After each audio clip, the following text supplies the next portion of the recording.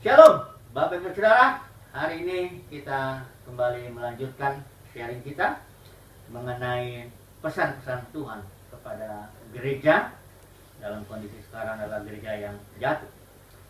Kita berikan tema untuk session ini, pewahyuan Tuhan, pewahyuan diri Tuhan. Bagaimana Tuhan menilai dan bagaimana Tuhan mewahyukan dirinya kepada gereja-gereja yang jatuh pada zaman ini. Karena kita mengetahui bahwa Tuhan menyatakan dirinya sesuai zamannya. Para ahli sering menyebut dispensasi. Bagaimana Tuhan dalam setiap dispensasi dia menyatakan dirinya secara berbeda, tetapi semuanya bersifat progresif. Sebagai contoh, mari kita melihat di dalam perjanjian lama bahwa Tuhan menyatakan diri sebagai Elohim, Tuhan seluruh bumi, artinya ketika dia melakukan perjanjian dengan Nuh. Karena pada waktu itu Tuhan berjanji tidak akan lagi mendatangkan air bah pada waktu zaman Nuh. Tetapi pada zaman Abraham dia menyatakan diri sebagai dengan nama El Shaddai. Mengapa demikian? El Shaddai ini artinya El itu artinya the strong one, Shaddai itu berasal dari akar kata Shad yang dalam bahasa Ibrani itu artinya buah dada, yang berarti ini bersifat feminin. Mengapa bersifat feminin? Karena kepada Abraham dijanjikan beranak cucu, banyak, menjadi bangsa yang besar. Maka Tuhan menyatakan dirinya sebagai bersifat feminin. Tetapi ketika dia menyatakan dirinya kepada Israel, dia memakai nama Yahweh. Ini maskulin, artinya Tuhan perang. Mengapa demikian? Karena kepada Israel dijanjikan untuk mendapatkan tanah perjanjian dan menghantam 7 bangsa di tanah perjanjian itu. Demikian bahwa Tuhan itu menyatakan diri sesuai dengan zamannya. Dia mewahyukan dirinya perlahan-lahan sampai pada puncaknya tentu dia mewahyukan diri melalui Yesus Kristus. Dia menyatakan dirinya bagaimana dia mencintai seluruh dunia ini. Bagaimana bahwa kalau satu orang mati, semua orang mati, maka satu orang seperti Yesus ini mati, semua orang dibenarkan. Jadi pewahyuan Tuhan itu bersifat progresif sesuai dengan zamannya. Nah, sekarang ini adalah zaman di mana gereja-gereja sudah jatuh.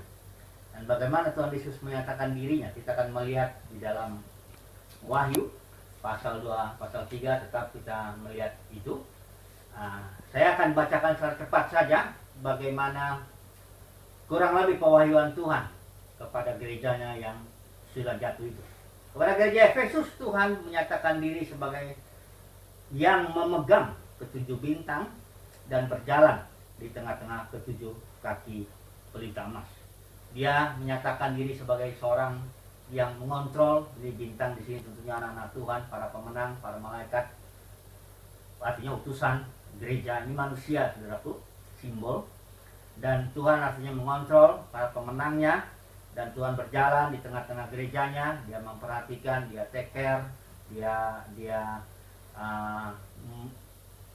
tetap dalam kontrol terhadap jemaat di Efesus. Walaupun jemaat di Efesus sudah mulai meninggalkan kasihnya yang mula-mula. Ini gereja di Efesus. Berikutnya gereja di Smyrna. Dalam istilah Yunani, Smyrna itu artinya mur, penderitaan. Nah, para gereja yang menderita, Tuhan menyatakan diri sebagai yang awal dan yang akhir. Artinya Tuhan nyatakan juga bahwa akulah yang menentukan segala-galanya. Tuhan yang pegang kendali. Demikian juga dia katakan, aku pernah mati tapi hidup lagi. Artinya aku pun sudah mengalahkan maut. Engkau tidak perlu takut akan kematian. Karena kematian kuncinya sudah dalam tangan aku. Aku sudah mati mengalahkan kematian maut itu. Demikian Tuhan menyatakan kepada gereja Smyrna, gereja yang menderita pada zaman itu. Demikian juga gereja Pergamus dalam Yunani, istilah Yunani, Pergamus artinya kawin, saudaraku. Gereja di Pergamus itu gereja yang kawin dengan dunia. Tuhan menyatakan diri sebagai pribadi yang mempunyai pedang tajam bermata dua. Firman Tuhan itu tajam, dia melihat ke dalam, menembus ke dalam, bahkan memisahkan, dalam Ibrani kata memisahkan sumsum, sendi dan sebagainya. Di sini Tuhan menyatakan diri kepada gereja Pergamus, aku mengetahui kedalaman hatimu. Jadi katakan pedang tajam bermata dua. Demikian kepada gereja Tiatira, istilah Yunani Tiatira itu artinya korban persembahan yang terus menerus. Unceasing sacrifice artinya persembahan itu terus menerus. Demikian karena gereja di Tiatira ini banyak sekali melakukan pelayanan, terus menerus melakukan persembahan. Tetapi Tuhan menyatakan dirinya sebagai pribadi yang kedua matanya bagaikan nyala api. Dia menyorot, dia melihat setiap perbuatan daripada gereja-gereja ini, di gereja di Tiatira ini. Dan kedua kakinya dikatakan serupa tembaga yang berkilat. Jadi intinya pewahyuan Tuhan kepada gereja Tiatira ini adalah dia seorang yang dengan tajam memperhatikan perbuatan-perbuatan korban persembahan yang terus-menerus, ya, liturgi, kegiatan aktivitas gerejawi. Tuhan melihat dengan matanya yang bagaikan nyala api. Demikian juga kepada gereja Sardis, ya. Sardis itu artinya istilah Yunani remain, artinya atau restoration. Jadi artinya Tuhan melihat gereja Sardis ini ada sebagian orang yang berusaha memulihkan jemaat pada waktu itu. Zaman itu dia menyatakan Tuhan memiliki 7 roh Elohim. Dia juga menyatakan sebagai pribadi yang memiliki ke-7 bintang. 7 artinya angka sempurna, intensified. Jadi roh Elohim, roh Tuhan yang bekerja lebih dahsyat daripada yang biasanya. Dan Tuhan juga memiliki 7 bintang, artinya para remainder ini, orang-orang yang para pemenang ini, Tuhan lebih intensified, lebih tinggi lagi memegang atau memiliki ke-7 bintang ini. Jadi Tuhan mengontrol para pemenangnya di zaman itu, gereja Sardis, untuk, dan bahkan rohnya pun bekerja lebih hebat lagi. Karena ini adalah gereja di mana pemulihan itu terjadi pada gereja Sardis ini. Kemudian gereja Philadelphia meneruskan. Philadelphia ini istilah Yunaninya artinya kasih persaudaraan. Tuhan bilang di situ dia adalah yang kudus, yang benar, dan memegang kunci Daud, artinya kingdom. Tuhan bekerja pada orang-orang gereja kasih persaudaraan, bahwa dia ini adalah kudus, dia benar, dia yang memegang kunci kerajaan itu. Berikut gereja Laodikia. Laodikia itu artinya opinion atau judgment of the people, artinya suatu pandangan atau penilaian daripada kaum awam atau orang banyak, ya. Tuhan menyatakan di sini dia sebagai Sang Amin, saksi yang setia dan benar, penguasa dari ciptaan Elohim. Dia di sini Amin itu artinya saudaraku teguh, tegas, ya, dapat dipercaya. Jadi kalau pandangan orang banyak bisa begini, bisa begitu, tapi Tuhan punya pandangan yang tegas, dapat dipercaya, dan dia adalah saksi yang dia setia dengan kebenaran, dia benar, dan dia juga menguasai segala sesuatu. Kalau kita melihat inti daripada pewahyuan Tuhan kepada gereja-gereja yang jatuh, kita bisa tarik kurang lebih intinya bahwa Tuhan menyatakan diri sebagai aku yang menilai, aku yang melihat dengan tajam, aku yang menghakimi, dalam arti mengoreksi, ya. Aku, karena Tuhan bilang barang siapa yang kukasih kutegur. Jadi Tuhan datang bukan sebagai aku yang membawa berkat jasmani atau aku yang sebagai penyembuhmu, bukan. Bukan berarti Tuhan tidak lagi menjadi penyembuh, bukan berarti Tuhan tidak lagi yang memberikan berkat secara jasmani, bukan begitu. Tetapi dalam kondisi gereja yang jatuh saat ini, Tuhan menyatakan diri sebagai aku yang melihat dengan tajam, aku yang menilai semua perbuatanmu, aku yang berkuasa. Pada gereja, para pemenang yang menderita di zaman ini, zaman gereja jatuh, Tuhan nyatakan aku pernah mati dan bangkit lagi. Tuhan teguhkan. Di satu sisi dia menegur gereja-gereja yang jatuh, di sisi lain dia menguatkan para pemenang, di sisi lain dia meneguhkan para pemenang bahwa aku pernah mati dan bangkit kembali. Jadi inilah kurang lebih inti daripada penyataan Tuhan kepada dirinya. Ini di kitab Wahyu ini, karena di sini dikatakan Wahyu Yesus Kristus, apokalupto dalam bahasa istilah Yunani itu artinya diwahyukan, dibukakan. Hati Tuhan itu kalau apokalupto seperti saudaraku ini ada pulpen, kalau ditutup dengan kertas tidak ketahuan pulpen itu. Tapi ketika dibuka di apokalupto berarti kelihatanlah pulpen itu. Di kitab Wahyu ini Tuhan membukakan hatinya. Kalau orang ingin mengetahui hati Tuhan terhadap gereja-gereja saat ini, maka hatinya adalah hati yang menilai dengan tajam, melihat, memilah-milah antara para pemenang dengan orang yang gereja-gereja yang jatuh. Kepada gereja yang jatuh dia melakukan peneguran dengan keras, dengan tegas. Kepada para pemenang dia teguhkan, dia kuatkan bahwa aku pernah mati dan hidup kembali. Jadi bukan waktunya sebenarnya untuk memberitakan Tuhan sebagai penyembuh, Tuhan sebagai yang menolong resesi ekonomi dan sebagainya. Bukan berarti itu tidak penting, saudaraku. Bukan, tapi kita harus tahu menempatkan di mana zamannya, di mana Tuhan menyatakan dirinya. Nah, ini yang pertama kita harus mengetahui. Jadi yang kedua, kalau kita sebagai para pemenang, saudara dan saya, Bapak Ibu Saudara, kita harus fokus memberitakan Tuhan yang menilai segala sesuatunya, Tuhan yang mengoreksi segala sesuatunya, Tuhan yang pernah mati dan bangkit. Salib itu harus menjadi fokus pemberitaan kita. Tetapi banyak orang mengatakan pemberitaan salib, tetapi bukan salib yang diberitakan. Mengapa?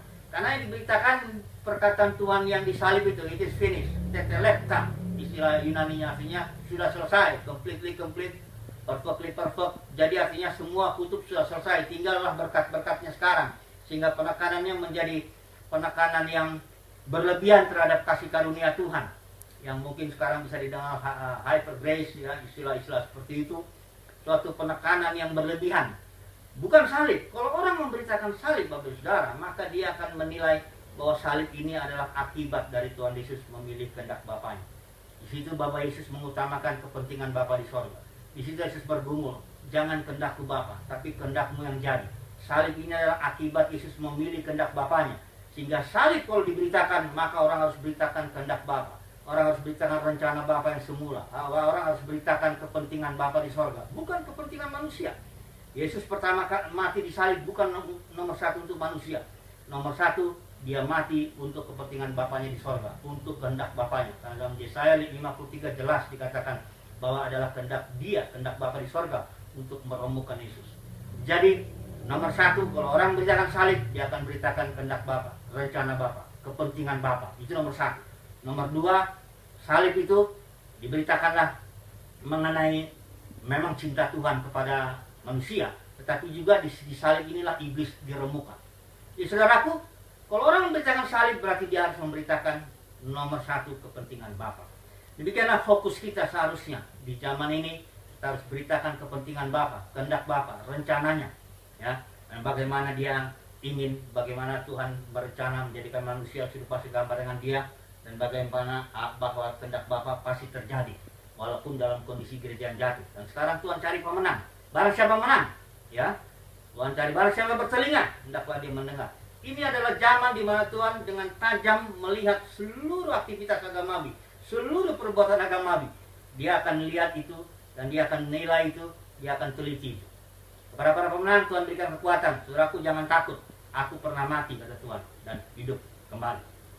Jadi saudara, sebagai kesimpulan, yang pertama kita harus melihat bahwa kita harus tahu istilah orthotomeo, istilah Yunani dalam 2 Timotius 2 ayat 15, itu artinya memilah-milah, saudaraku, istilah itu.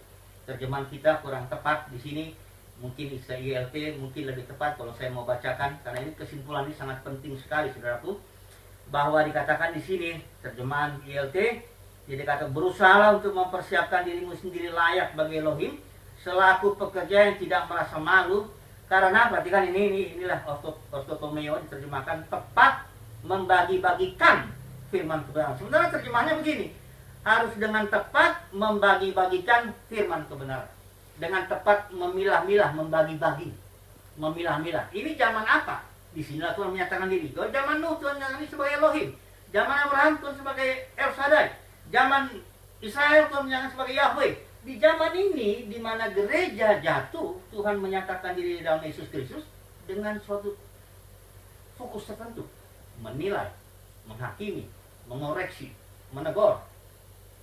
Dan kepada para pemenang dia katakan, aku Alfa Omega, aku kontrol segala sesuatu, aku pernah mati dan bangkit kembali. Jadi saudaraku, kita harus tahu di mana saatnya memilah-milah. Ini adalah zaman, bukan waktunya untuk memberitakan pemberitaan mengenai Tuhan sebagai penyembuh, Tuhan sebagai pemberi berkat dan sebagainya. Kalau kita mengerti orthotomeo, kita memilah-milah kebenaran itu, firman kebenaran itu dengan tepat sesuai zaman, maka kita akan beritakan pada zaman ini fokusnya adalah salib, fokusnya adalah kepentingan Bapa, fokusnya adalah Tuhan yang menilai dengan tajam, yang matanya seperti pedang tajam bermata dua. Kita akan memberitakan seperti itu Bukannya yang lain tidak penting, itu nomor-nomor berikut. Yang penting kita harus beritakan Tuhan mengasihi kita, menyembuhkan kalau kita sakit, memenuhi kebutuhan dan sebagainya. Itu yang pertama, kesimpulan kita bahwa kita harus memilah-milah firman kebenaran itu dengan tepat. Dan kedua, bahwa kita melihat bahwa pewahyuan Tuhan di sini betul-betul bersifat spiritual. Betul-betul dia bersifat spiritual, dia sangat concern, sangat memperhatikan kondisi rohani seseorang. Gereja itu dilihat betul-betul secara spiritual. Bahkan dia sempat mengatakan, engkau menganggap dirimu kaya, padahal engkau miskin. Tetapi kepada orang yang miskin Tuhan bilang, engkau miskin, tapi sebenarnya kaya. Saudaraku lihat bahwa Tuhan sangat menilai spiritualnya seseorang, kerohanian seseorang. Dia tidak menilai yang luar. Manusia menilai luar, Tuhan menilai hati. Bapak Ibu Saudara, ini firman ini perlu kita sampaikan. Saudara dan saya sebagai para pemenang, sampaikanlah ini firman Tuhan. Sampaikanlah hati Tuhan. Nyatakanlah kehendak rencana Bapa itu. Apapun respon orang, kita hanya berkata, barang siapa bertelinga, hendaklah yang mendengarkan firman Tuhan. Terima kasih. Puji Tuhan. Haleluya. Amin.